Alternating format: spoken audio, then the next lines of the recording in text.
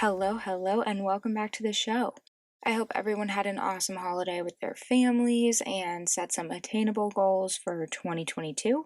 Remember, it's not about putting pressure on yourself, but putting in work to be the best version of you that you can be. It's been a long few weeks since we last spoke, and Hollywood has basically exploded. So grab your coffee and get ready because we're jumping right into everything that went on in Hollywood over the holidays. Here's what you missed. In movie and television news, Killing Eve released its first trailer for the final season, and as always, it looks amazing, though the official release date is unknown. Netflix also released its extended version of the trailer for the final season of Ozark, which is set to premiere on January 21st, just a few weeks from now. And this is perfect timing because Euphoria Season 2 was just released last night, but unfortunately, this is not something you can binge. They learned from Season 1 and now they're making it episodic, so you'll have time to watch both. Sandra Bullock's new movie, The Unforgivable, managed to make top 10 Netflix history of most watched movies of all time, and I watched it over the break. It is amazing, totally deserves the spot. And of course, I watched the Harry Potter reunion on HBO. It both made me laugh and cry, and fans who watched the premiere were quick to call out the editors who mixed up the twins' names and shared a baby photo of Emma Roberts instead of Emma Watson. Of course, that's been corrected since, so don't try to go back and find it, you won't. In music news, the lawsuit against Nirvana made by the man who was featured on the cover of Nevermind has officially been dismissed by a judge. And once again, Billie Eilish is back in the news for dyeing her hair, this time red, and yes, it still looks great. And in weird music news, Jason Derulo is going viral for chasing someone and beating them up. It's not exactly clear what triggered him to do this, but the rumors are that someone mistook him for Usher, and that really set him off, I guess. But it's weird because you would think that that would be a compliment. Anyways, in relationship news, after a short relationship, Selling Sunset stars Chrishell Strauss and Jason Oppenheim have split up. Chrishell says that it's because she wants to start a family soon and he didn't want to. Meanwhile, heartthrobs Kaya Gerber and Austin Butler were spotted out adding fuel to the fire of romance rumors. Also, Trevor Noah brought his rumored ex-girlfriend, now girlfriend again, Minika Kelly, home to South Africa over the holidays. And on his new release, The Weeknd practically confirmed his relationship with Angelina Jolie, though the jury is still out on this one. And after much speculation about Miley Cyrus and Pete Davidson following their Jimmy Fallon appearance, she's made it pretty clear that she's off the market. She's taken by her new love interest, Max Morando. Oh, and remember a few weeks ago when I told you that Vanderpump Rules cast members James and Raquel shocked everyone by announcing that they had split up at the reunion? Well, on a podcast last week, Raquel told everyone why she made that decision. She said over the holidays, she realized that she just can't do this anymore, for the rest of her life especially. And by this, she means having to choose between James and her family since they definitely don't get along. We can see that in the show. Honestly, people are more shocked by the news that TikTok couple Chris Olsen and Ian Paget broke up. The two got noticed by sharing their relationship on the platform, so it was only fitting that they shared their breakup news the same way. But it wasn't all bad news over the holiday. Ashley Graham delivered her twins, Olivia Munn and John Mulaney welcomed their first child right as his divorce was finalized, and Nicolas Cage and his wife are expecting their first child together. Oh, and of course, as we know, Pete Davidson is jetting off to the Bahamas with Kim, and Kanye is confirming a new relationship with actress Julia Fox. So, yeah, that's a lot of huge news, but there's been even bigger news in the court scene in Hollywood. Major breaks were discovered over the past few weeks, and before we dive into those, I want to take a moment to mention two lives that were lost in Hollywood over the holidays. The first being that of John Mark Vallee, who directed huge projects that you know and probably love, like Dallas Buyers Club and Big Little Lies, one of my all-time favorite shows.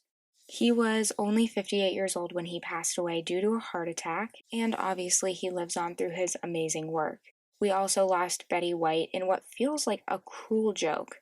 She was just days away from her 100th birthday, and People magazine was even honoring her 100th with a front page story, which already had hit the stands just before her birthday. Unfortunately, she passed away on New Year's Eve, and it's said that the last thing she uttered before she passed was the name of her late husband, Alan.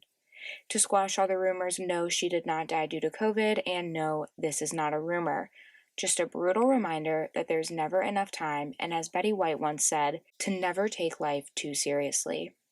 Okay, so yes, much of the news was good this week, and some of it was devastating, but for the rest of the show, we're going to talk about what's going on in Hollywood court.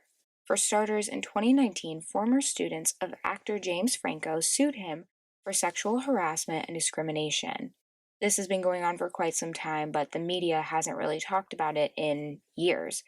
That is until the last few weeks when he finally reached a settlement. The actor agreed to pay $2.2 million to the former students of Studio for Film School.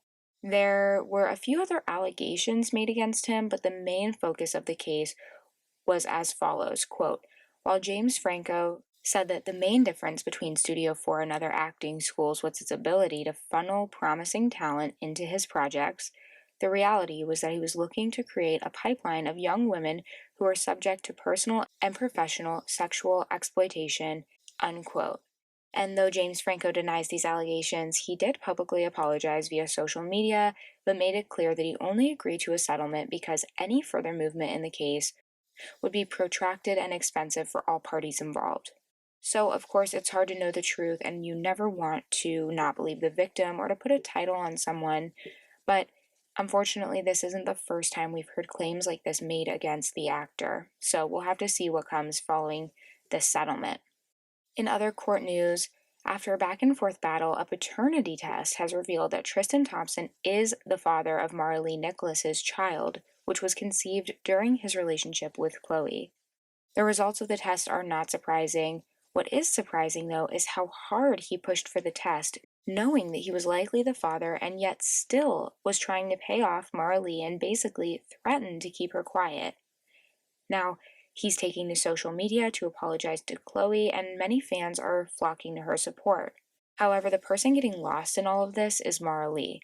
Of course, what he did to Chloe is messed up and never right, especially since they have a child together. And of course, what Maralee did is messed up, knowing that Tristan and Chloe were together at the time. But at that point in their relationship, he had been unfaithful many times before, and now they are no longer together. Yet very few are flocking to support the new mother of this baby, who's been threatened to keep quiet, tried to be paid off, and is now going to have to raise a child and explain to them why their rich father wants nothing to do with them physically or financially, yet is heavily involved in his other children's lives. Definitely not sure what's up with this culture of victim blaming and idealizing people who have a lot of money and wealth and putting them above everyone else. If this was not a basketball star and not a Kardashian, we would not understand why he was taken back so many times. You can hear more about this case in my last episode and by clicking the link in my show notes. And yeah, that case is a big fat bummer, but 3 really great things did happen in the courts this week. I do want to give a trigger warning, though. I am going to talk about sex trafficking and sexual assault, so if you don't want to hear that, skip forward about 30 seconds to a minute.